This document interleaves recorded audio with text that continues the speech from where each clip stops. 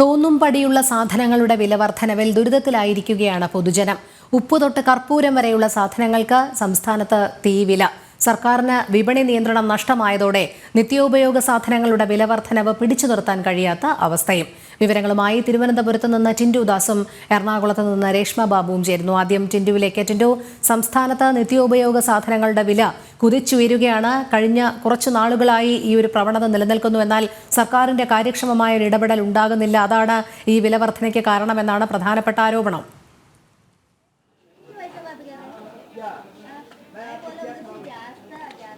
തീർച്ചയായും രോഹിണി സൂചിപ്പിച്ചതുപോലെ തന്നെ നമുക്കിവിടെ രണ്ട് വിഭാഗങ്ങളായിട്ട് തിരിക്കാം.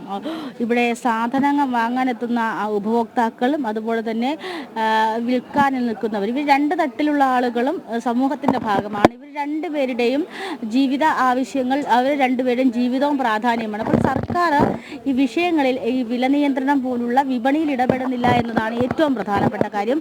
സർക്കാർ വിപണിയിൽ ഇടപെട്ടിരുന്നുവെങ്കിൽ ഒരുപക്ഷെ നിലവിൽ ഈ സ്ഥിതി ഉണ്ടാകില്ലായിരുന്നു. ഒരുപക്ഷെ ഈ സാധനങ്ങളുടെ വില ഇങ്ങനെ ക്രമാതീതമായി കൂടുന്നത് കച്ചവടക്കാരെയും അതുപോലെ തന്നെ ഉപഭോക്താക്കളെയും ഒരേപോലെ രീതിയിൽ ബാധിക്കുന്ന വിഷയമാണ്. കഴിഞ്ഞ ഒരാഴ്ചയ്ക്കുള്ളിൽ ഏതാണ്ട് വിവിധ എല്ലാ സാധനങ്ങളും, പച്ചക്കറി, പലവ്യഞ്ജനം, ഇറച്ചി അല്ലെങ്കിൽ മാംസം പോലുള്ള അവശ്യ ഭക്ഷ്യ സാധനങ്ങൾക്ക് 100 രൂപയിൽ കൂടുതലാണ് വില കൂടിയിട്ടുള്ളത്.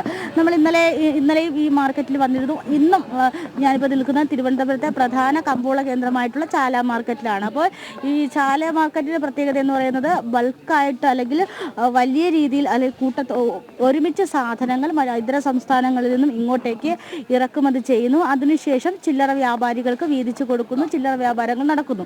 അപ്പോൾ ഒരുപക്ഷെ വിപണി നിയന്ത്രിക്കേണ്ടത് ഇത്തരത്തിൽ അന്യ സംസ്ഥാനത്ത് നിന്ന് കേരളത്തിലേക്ക് സാധനങ്ങൾ എത്തുന്ന പ്രധാന കേന്ദ്രങ്ങളിലാണ് വിപണി നിയന്ത്രണം ഏർപ്പെടുത്തേണ്ടത്.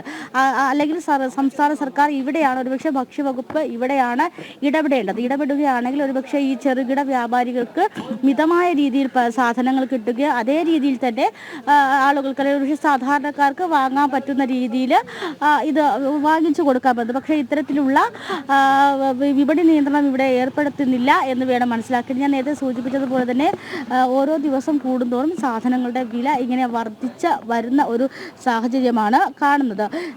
നമുക്ക് ചുറ്റും കാണുന്നവരൊക്കെ ഈ സാധാരണക്കാരായിട്ടുള്ള ഇടത്തര കച്ചവടക്കാരൊക്കെയാണ് ചുറ്റും കാണുന്നത്. അമ്മ എത്ര കാലം ഇവിടെ കച്ചവടം ചെയ്യുന്നു? ഇവിടെ 10-15 ദിവസം കൂടുതലാണ്. എങ്ങനെയാ സാധനങ്ങൾ എങ്ങനെയാ വാങ്ങുന്നത്? വാങ്ങുന്നതിന്റെ വിലയൊക്കെ എങ്ങനെയാ? ഇപ്പോൾ ഒരു പെട്ടി തക്കാളി 1000 രൂപ, 1200 രൂപ ഇருக்கு, 1500 രൂപ ഇருக்கு. അപ്പോൾ അതിനനുസരിച്ച് നമ്മൾ വിൽക്കേണ്ടി വരും. 80, 40. ഒരു പെട്ടി തക്കാളിക്ക് എത്രയായിരുന്നു? ഇന്ന് മുതലാളി വാങ്ങിച്ചോണ്ട് ഇപ്പോൾ വിൽക്കുന്നത് 80 രൂപ. ഒരു പെട്ടിക്ക് എത്രയായിരുന്നു? അപ്പം 30 കിലോ. അപ്പം അത് കണക്ക് പത്താൽ മതിയല്ലോ. എല്ലാ സാധനങ്ങളും എല്ലാ സാധനങ്ങളും എല്ലാ വില കൂടുതലാണ്. തീർച്ചയായിട്ടും അമ്മ സൂചിപ്പിച്ചതുപോലെ തന്നെ ഇവിടെ എത്തുന്നത്, അന്യ സംസ്ഥാനത്ത് നിന്ന് എത്തുന്ന ഒരു പെട്ടി തക്കാളി 1000 രൂപയ്ക്ക് എടുക്കേണ്ടി വരും. 1000 രൂപയ്ക്ക് എടുക്കേണ്ടി വരും. അതിൽ 30 കിലോ അല്ലെങ്കിൽ 30 കിലോയ്ക്ക് താഴെയായിരിക്കും തക്കാളി ഉണ്ടായിരിക്കുക. അപ്പോൾ അതിനനുസരിച്ച് അതിനനുസരിച്ച് ഇവിടെ എത്തുന്ന ആളുകൾക്ക് അല്ലെങ്കിൽ ഇവിടെ സാധനങ്ങൾ വാങ്ങാൻ എത്തുന്ന ആളുകൾക്ക് അതിൽ കുറച്ച് അല്ലെങ്കിൽ അതിന് ആ പെട്ടിക്ക് ലാഭം കിട്ടുന്ന രീതിയിൽ വിൽക്കേണ്ടി വരും. അതാണ് ഇവിടുത്തെ ഒരു പ്രധാനപ്പെട്ട പ്രശ്നമെന്ന് പറയുന്നത്. വിപണിയിൽ സർക്കാർ ഇടപെടുന്നില്ല. ഞാൻ നേരത്തെ സൂചിപ്പിച്ചതുപോലെ തന്നെ ചില സാധനങ്ങൾക്കൊക്കെ ഏതാണ്ട് 100 രൂപയിൽ അല്ലെങ്കിൽ 100 രൂപയ്ക്കാണ് കൂടിയിട്ടുള്ളത്. 1 കിലോ ബീൻസിന് 160 രൂപയായി. അത് കച്ചവടക്കാരുടെ മാത്രം പ്രശ്നമല്ല, ഈ വിപണിയിൽ ഇടപെടുന്നില്ല എന്ന് തന്നെയാണ് യഥാർത്ഥ പ്രശ്നം. സാധനങ്ങളുടെ വിലയൊക്കെ എങ്ങനെയുണ്ട്? നല്ല വില കുറവാണ്. ഇപ്പോൾ എങ്ങനെയാ പച്ചക്കറിക്കും മീനിനും എല്ലാം എങ്ങനെയാ പൊതുവെ വില? ഇവിടെ കുറവാണ്. മാർക്കറ്റിൽ ചാലയിലായതുകൊണ്ട് കുറവാണ്. പുറത്ത് എങ്ങനെയാ? പുറത്ത് വില കൂടുതലാണ്. പച്ചക്കറി പുറത്ത് നല്ല വില. നല്ല വില. ഒരുപക്ഷെ ഇവിടെ എത്തുന്നത് കൊണ്ടായിരിക്കാം നല്ല വില കുറയുന്നത്. നല്ല ഫ്രഷ് സാധനമാണ് കിട്ടുന്നത്. പുറത്ത് വിലയാണ്. അതെ. തീർച്ചയായും രോഹിണി, ഞാൻ നേരത്തെ സൂചിപ്പിച്ചതുപോലെ തന്നെ ഞാൻ നിൽക്കുന്നത് പ്രധാനപ്പെട്ട ഒരു മാർക്കറ്റിലാണ്. ഇവിടെ സംബന്ധിച്ചിടത്തോളം ആളുകൾ ഇങ്ങോട്ടേക്ക് എത്തുന്നത് ഒരു ചെറിയ കയ്യാച്ചിന് കിട്ടുമെന്ന പ്രതീക്ഷയിലായിരിക്കും. പക്ഷേ ഇവിടെ നിന്ന് പുറത്തേക്ക് വിട്ടുപോവുകയാണെങ്കിൽ അധിക വില കൊടുത്ത് സാധനങ്ങൾ വാങ്ങേണ്ടിയുള്ളൊരു അവസ്ഥ വരുന്നു. ഞാൻ നേരത്തെ പറഞ്ഞതുപോലെ തന്നെയാണ്. അതായത് ഒരേ രീതിയിൽ തന്നെയാണ് ഈ വില വർധനവ് ബാധിക്കുന്നത് കച്ചവടക്കാരെയും അതോടൊപ്പം തന്നെ ഉപഭോക്താക്കളെയും ഒരുപോലെ. കാരണം നേരത്തെ നമ്മളോട് പ്രതികരിച്ച ആ ചെറുകിട കച്ചവടക്കാരി പറഞ്ഞത് തമിഴ്നാട്ടിൽ നിന്നാണ് അധികം അധികവും പച്ചക്കറികൾ വരുന്നത് അവർ പറയുന്ന വിലയ്ക്ക് വാങ്ങിച്ചേ മതിയാകുകയുള്ളൂ. തുടർന്ന് തങ്ങൾക്ക് ലാഭം കിട്ടണമെങ്കിൽ അതിൽ നിന്നും കുറച്ച് കൂടിയ വിലയ്ക്ക് നൽകേണ്ടുന്ന അവസ്ഥ. ഇതാണ് ഈ വില വർധനയ്ക്ക് കാരണം. പക്ഷേ ഇവിടെയാണ് സർക്കാരിന്റെ ഇടപെടൽ കാര്യക്ഷമമാകേണ്ടത്. സർക്കാർ വിപണി നിയന്ത്രിക്കുകയും സർക്കാർ സാധനങ്ങൾ സബ്സിഡി നിരക്കിൽ കൊടുക്കുകയും ഹരിത അല്ലെങ്കിൽ സപ്ലൈകോ തുടങ്ങിയവയൊക്കെ ഇടപെട്ടുകൊണ്ട് മുന്നോട്ട് വരികയും ചെയ്യുകയാണെങ്കിൽ ഒരു പരിധിവരെ ഇത് നിയന്ത്രിക്കാൻ കഴിയും. പക്ഷേ സർക്കാർ ഇതൊന്നും കണ്ടമട്ടേയില്ല.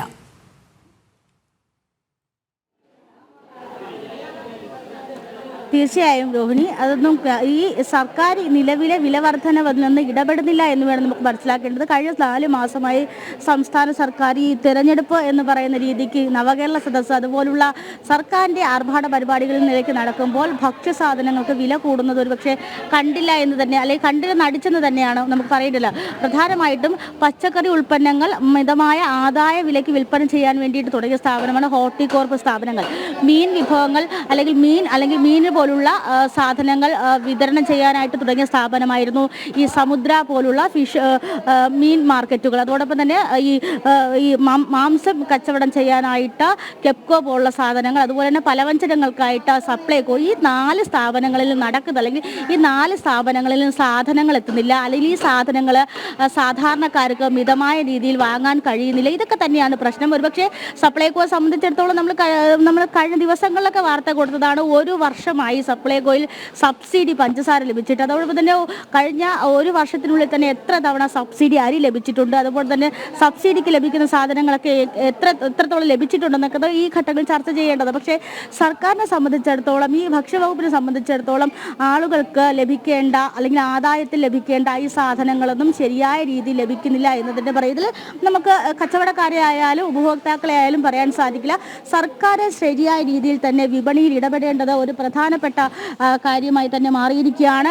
നമ്മൾ നേരത്തെ പച്ചക്കറിയുടെ കാര്യമാണ് പറഞ്ഞത്, പക്ഷേ മത്സ്യത്തിൻ്റെ കാര്യം പറയുകയാണെങ്കിൽ അതിനേക്കാളും ഒക്കെ കൂടുതലാണ്. കാരണം നമുക്കറിയാം സംസ്ഥാനത്ത് ട്രോളിംഗ് നിരോധനമാണ്. അതിലുപരി ട്രോളിംഗ് നിരോധന സമയത്താണ് ഇത്തരത്തിൽ പുറത്തു നിന്നും മത്സ്യം വരുന്നത്. അതും ഒരു പ്രശ്നം തന്നെയാണ്. എങ്ങനെയുണ്ട് എങ്ങനെയുണ്ട് സാധനങ്ങളുടെ വിലയൊക്കെ? വില തന്നെ. ഇപ്പം എന്തിനാണ് വിലയില്ലാത്തത്? എല്ലാം വിലയാണ്. മനുഷ്യന് മാത്രം ഇപ്പം വിലയില്ല. പച്ചക്കറിയൊക്കെ എങ്ങനെയുണ്ട്? പച്ചക്കറി എല്ലാം ഇപ്പം വില തന്നെ. ആദ്യത്തെ കാട്ടിയൊക്കെ ഇപ്പം എല്ലാത്തിനും തീ പിടിച്ച വിലകളി തന്നെ. എല്ലാം മൊത്തത്തിലെല്ലാം ഇപ്പം എത്രയൊക്കെയാ മീൻ? 100 രൂപയ്ക്ക് വാങ്ങിച്ചോളൂ. അതിനുള്ളത് എന്നീലും ഉള്ളൂ, അല്ല എൻ്റെ വേറെ ഇല്ല. ഇന്നെങ്ങനെയാ മീനെടുത്തേ? ഇന്ന് മീനൊക്കെ വില തന്നെ അമ്മ. ഒരു കുട്ട എത്രയാ റേറ്റ്? ഒരു കുട്ട 3000 നൊത്തോലി. 3000 അല്ലേ? ചെറിയ ചൂര 3000, 3500 ഇങ്ങനെയൊക്കെ ഉണ്ട്. ഇവിടെ അവര് 5 എണ്ണം 100 രൂപ ആക്കുന്നു. 5 എണ്ണം 100 രൂപയ്ക്ക് മുതലാവോ? ഇതാ കൊടുക്കൂല.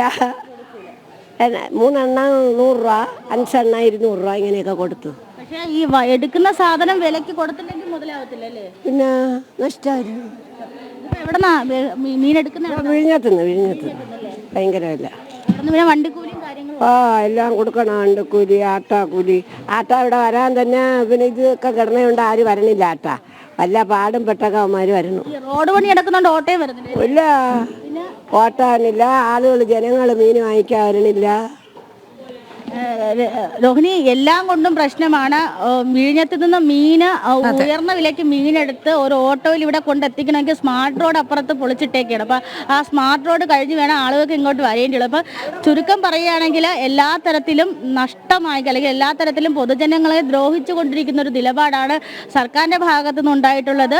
എല്ലാത്തിൻ്റെ അല്ലെങ്കിൽ അത്തരത്തിലുള്ളൊരു ഇടപെടലാണ് ഉണ്ടാകുന്നത്. എന്തെങ്കിലും തരത്തിൽ ഒരുപക്ഷെ സർക്കാർ ഈ വിഷയങ്ങളിൽ വിപണിയിൽ ഇടപെട്ടില്ല എങ്കിൽ ഒരുപക്ഷെ സമൂഹത്തിന് അല്ലെങ്കിൽ കേരളത്തിലെ ജനങ്ങളെ അവരുടെ ജീവിതത്തെയൊക്കെ പ്രതികൂലമായി ബാധിക്കുന്ന ഒരു സാഹചര്യമാണ് നമുക്ക് തിരുവനന്തപുരത്ത് നിന്നും പങ്കുവയ്ക്കാനുള്ളത്. രോഹിണി, എറണാകുളത്തെ അവസ്ഥ എന്താണെന്ന് നോക്കി വരാം. രേഷ്മ ചേരുന്നുണ്ട് എറണാകുളത്ത് നിന്നും. രേഷ്മ, തലസ്ഥാനത്ത് തീപിടിച്ച വില തന്നെയാണ് എല്ലാ വസ്തുക്കൾക്കും. എറണാകുളം ഏതു രീതിയിലാണ് വിലവർദ്ധനവിനോട് പ്രതികരിക്കുന്നത്?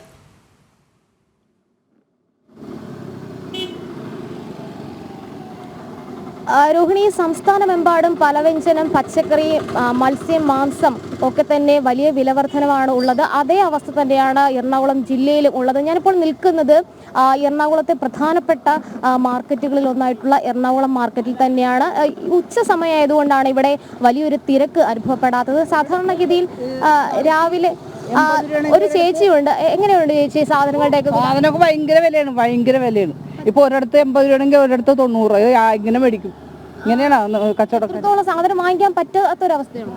ഭയങ്കര വില കൂടായോണ്ട് പറ്റില്ല. സാധാരണക്കാരെങ്ങനെ ജീവിക്കും? അതാണ് അത്രേ ഉള്ളൂ. കഴിഞ്ഞ ആഴ്ചത്തേക്കാൾ കൂടുതൽ പൈസ കൊടുത്ത് വാങ്ങിക്കേണ്ടി വരും. വന്നിട്ട് കഴിഞ്ഞ ആഴ്ച ഇത്തിരി 2-3 രൂപ കുറവാണെങ്കിൽ ഇപ്രാവശ്യം അതിൽ കൂടുതലായിട്ട്. അപ്പൊ എങ്ങനെ ചെയ്യുന്ന കുറച്ച് സാധനങ്ങൾ വാങ്ങിക്കും? കുറച്ച് സാധനം മേടിക്കുള്ളൂ. രോഹിണി, നമ്മളോട് നേരിട്ട് തന്നെ ഒരു ചേച്ചി വന്ന് പ്രതികരിച്ചിരിക്കുകയാണ്. കാരണം അവർ നേരത്തെ കഴിഞ്ഞ ആഴ്ച വാങ്ങിച്ച സാധനത്തിന്റെ അതേ അളവ് ഇത്തവണ വാങ്ങിക്കാൻ പറ്റിയില്ല. കാരണം കഴിഞ്ഞ ആഴ്ചത്തേക്കാൾ കൂടുതൽ വില വർദ്ധിച്ച ഒരു സാഹചര്യം. അതുകൊണ്ട് സാധാരണക്കാരെ സംബന്ധിച്ച് അവർ വാങ്ങിക്കുന്ന സാധനങ്ങളുടെ അളവ് കുറച്ചിട്ടുണ്ട്. കാരണം അവരെ സംബന്ധിച്ച് അവരുടെ കുടുംബ ബഡ്ജറ്റ് താളം തെറ്റിക്കുന്ന ഒരവസ്ഥയാണ് ഈ വില വർധനവ് മൂലം ഉണ്ടായിരിക്കുന്നത്. എറണാകുളം മാർക്കറ്റിനെ കുറിച്ച് പറയുകയാണെങ്കിൽ കൂടുതലും മൊത്ത വിപണന കേന്ദ്രങ്ങൾ തന്നെയാണ്. ഇവിടെ നിന്നുമാണ് സാധാരണക്കാർ സാധനങ്ങൾ വാങ്ങിക്കുകയും അതോടൊപ്പം തന്നെ ചില്ലറ വിൽപ്പനക്കാർ എത്തി ബൾക്കായിട്ട് സാധനങ്ങൾ എടുക്കുകയും ചെയ്യുന്നത്. കച്ചവടക്കാരെ സംബന്ധിച്ച് അവർ ഈ വില വർധനവിൽ വലിയ രീതിയിലുള്ള, അതായത് ഈ അവർ വാങ്ങിക്കുന്ന സാധനങ്ങളുടെ വില വർദ്ധിക്കുന്നുണ്ട്. അതുകൊണ്ട് അവർക്ക് സ്വാഭാവികമായിട്ടും ആ രീതിയിൽ മാത്രമേ കച്ചവടം ചെയ്യാനും സാധിക്കൂ. എത്രത്തോളം വിലയുണ്ട്? അതൊരു ഇതര ഭാഷ തൊഴിലാളിയാണ്. ചേട്ടാ, എത്രത്തോളം വിലയുണ്ട്? പച്ചക്കറിയുടെ ഒക്കെ വില എങ്ങനെയാണ്? എറണാകുളത്തെ സംബന്ധിച്ച് അന്യഭാഷ തൊഴിലാളികളാണ് കൂടുതലും രേഷ്മ എന്തായാലും ജോലി ചെയ്യുന്നത്. അതുകൊണ്ട് സ്വാഭാവികമായിട്ടും അവർക്ക് മലയാളം വലുതായിട്ട് അറിയില്ല. രേഷ്മ സൂചിപ്പിച്ചതുപോലെ തന്നെയാണ്, തീ പിടിച്ച വില തന്നെയാണ്. എന്തായാലും എറണാകുളം മാർക്കറ്റിൽ നിന്നുള്ള കാഴ്ചയും വ്യത്യസ്തമല്ല. കൂടുതൽ പ്രതികരണങ്ങൾ തേടേണ്ടതുണ്ട്. ടിൻഡുവിലേക്ക് കൂടി പോയതിനു ശേഷം എത്താം. ടിൻഡു, നേരത്തെ തിരുവനന്തപുരത്തെ ഒരു പ്രമുഖ മാർക്കറ്റിലായിരുന്നു ടിൻഡു നിന്നത്. അവിടെ എല്ലാത്തിനും തീപിടിച്ച വില എന്ന് തന്നെയാണ് പലരും അഭിപ്രായപ്പെട്ടുകൊണ്ടിരുന്നത്. ഈ പച്ചക്കറി, പഴവർഗ്ഗങ്ങൾ, അതോടൊപ്പം മത്സ്യം, ഇതിനൊക്കെ പൊള്ളുന്ന വില തന്നെയാണ്. ഏതെങ്കിലും രീതിയിൽ സർക്കാരിൻ്റെ ഒരു ഇടപെടൽ ഉണ്ടാകണം എന്ന് പ്രതികരിക്കാൻ സാധാരണക്കാർ ആരെങ്കിലും തയ്യാറായിരുന്നോ?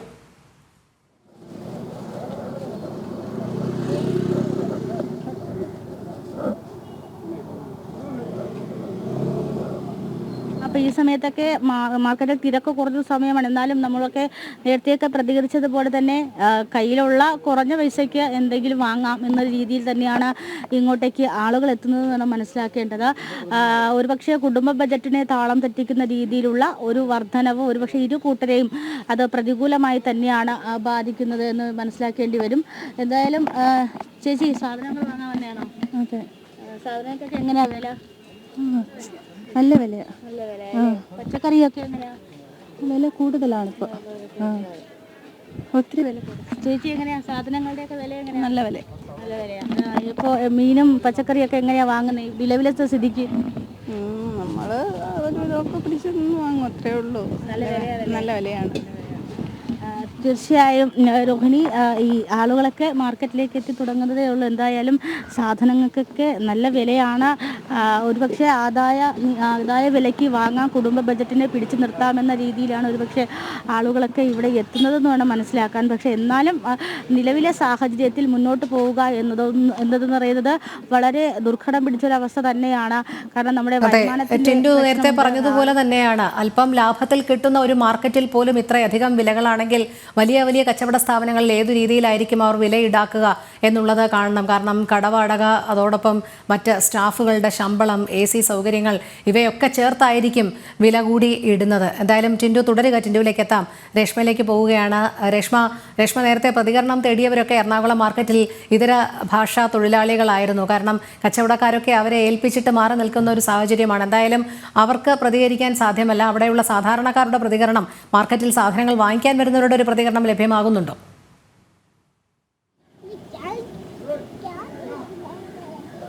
രോഹിണി സൂചിപ്പിച്ചതുപോലെ തന്നെ പലപ്പോഴും കച്ചവടക്കാരൊന്നും ഈ വാർത്തയുമായിട്ട് സഹകരിക്കാത്ത ഒരു സാഹചര്യമുണ്ട്. പ്രത്യേകിച്ച് ഈ വിലവർദ്ധനയെ സംബന്ധിച്ചുള്ള കാര്യങ്ങളിലാണ് അവർക്ക് ആ പ്രതികരണം അവർ തയ്യാറാകാത്തത്. ഏറ്റവും ഇതായിട്ട് പറയേണ്ടത് നമുക്ക് സാധാരണക്കാരുടെ പ്രതികരണം കൂടി എടുക്കേണ്ടതുണ്ട്. ചേച്ചി, വിലയൊക്കെ ചില ആളുകളും അവർക്ക് പ്രതികരിക്കുന്നതിനോട് വലിയ താല്പര്യമൊന്നുമില്ല. ഒന്നാമത് ഉച്ച സമയമായതുകൊണ്ട് തന്നെ എറണാകുളം മാർക്കറ്റിൽ തിരക്ക് വളരെ കുറവാണ്. ചേട്ടാ, സാധനങ്ങളുടെയൊക്കെ വില എങ്ങനെയാണ്? വാങ്ങിക്കാൻ പറ്റുന്ന രീതിയിലാണോ? പറയാൻ പറ്റൂല. ഇത്തവണ ഈ പച്ചക്കറിക്കും ഒക്കെ തന്നെ വില വർദ്ധിച്ചിട്ടുണ്ടല്ലോ. ചേച്ചി, സാധനങ്ങളുടെ വിലയൊക്കെ എത്രത്തോളം ഉണ്ട്? എനിക്കറിയില്ല. ഒന്ന് രോഹിണി, പലരും പ്രതികരിക്കാൻ മടി കാണിക്കുന്ന ഒരു സാഹചര്യമുണ്ട്. അതോടൊപ്പം തന്നെ ഈ കച്ചവടക്കാരാണെങ്കിലും അവർക്കും ആ ഒരു കാര്യത്തിൽ നമ്മൾ വരുന്ന സമയത്ത് വില കുറവാണ് എന്നുള്ള രീതിയിൽ പറയും. പക്ഷേ യഥാർത്ഥത്തിൽ നമ്മൾ പോയി കഴിഞ്ഞിട്ട് വില കൂട്ടി വിൽക്കുന്ന ഒരു സാഹചര്യമുണ്ട്. ഒന്ന് ഇതിൽ പറയേണ്ടത് മൊത്ത വിപണന കേന്ദ്രങ്ങളാണ് ഈ എറണാകുളം മാർക്കറ്റിൽ കൂടുതലായിട്ട് ഉള്ളത്. അതോടൊപ്പം തന്നെ ഈ ചില്ലറ വ്യാപാര കേന്ദ്രങ്ങളും ഇവിടെ പ്രവർത്തിക്കുന്നുണ്ട്. പച്ചക്കറിക്കാണെങ്കിലും പലവ്യഞ്ജനത്തിനാണെങ്കിലും വില വർദ്ധിച്ച ഒരു സാഹചര്യമുണ്ട്. പലപ്പോഴും ഇവിടുന്ന് ചില്ലറ വിൽപ്പനക്കാർ എടുത്തുകൊണ്ട് പോകുന്ന സമയത്തും അവരും വിൽപ്പന നടത്തുന്നത് കൂടിയ വിലയ്ക്ക് തന്നെയാണ്. പലപ്പോഴും അന്യ സംസ്ഥാനങ്ങളിൽ നിന്ന് സാധനങ്ങൾ എത്തുന്ന സമയത്ത് കൂടിയ വിലയ്ക്ക് വിൽപ്പന അല്ലെങ്കിൽ ആ ചരക്കുകൾ എടുക്കേണ്ടി വരുന്നു. അത് പിന്നീട് വിൽക്കുമ്പോൾ കൂടിയ വിലയ്ക്ക് തന്നെ നൽകേണ്ടി വരുന്നു എന്നുള്ളൊരു സാഹചര്യമാണ് കച്ചവടക്കാർ വ്യക്തമാക്കുന്നത്. പച്ചമുളകിനാണെങ്കിലും 140 രൂപയാണ് ഇത്തവണ വർദ്ധിച്ചിരിക്കുന്നത്. അതിൽ ഏറ്റവും പ്രധാനമായിട്ട് പറയേണ്ടത് ഒരാഴ്ചയ്ക്കുള്ളിൽ തന്നെ വലിയ രീതിയിൽ ഒരു വില വർധനവ് പല സാധനങ്ങൾക്കും ഉണ്ടായിട്ടുണ്ട്. സാധാരണക്കാരെ സംബന്ധിച്ച് അവർക്ക് സാധനങ്ങൾ പലപ്പോഴും വാങ്ങിക്കാൻ കഴിയാത്ത ഒരു സാഹചര്യമുണ്ട്. വിലയൊക്കെ എങ്ങനെയുണ്ട് ചേച്ചി? പച്ചക്കറിയുടെ വിലയൊക്കെ എങ്ങനെയുണ്ട്? ഞങ്ങൾ തന്നെ വന്നത് മേടിക്കാനായിട്ട് ആദ്യമായിട്ട് വരുന്ന ആൾക്കാരെന്നൊക്കെയാണ് പറയുന്നത്. ഒന്ന് ചിലർക്ക് മാധ്യമങ്ങളോട് പ്രതികരിക്കുന്നതിനെ കുറിച്ച് ബുദ്ധിമുട്ട് പറയുന്നുണ്ട്. എന്നാലും എറണാകുളത്തെ സംബന്ധിച്ച് തിരുവനന്തപുരത്തിന് സമാനമായിട്ടുള്ള ഒരു അവസ്ഥ തന്നെയാണ്. വില കൂടി നിൽക്കുന്ന ഒരു സാഹചര്യം. ഏകദേശം 30% വർധനവ് പല നിത്യോപയോഗ സാധനങ്ങൾക്കും ഉണ്ട്.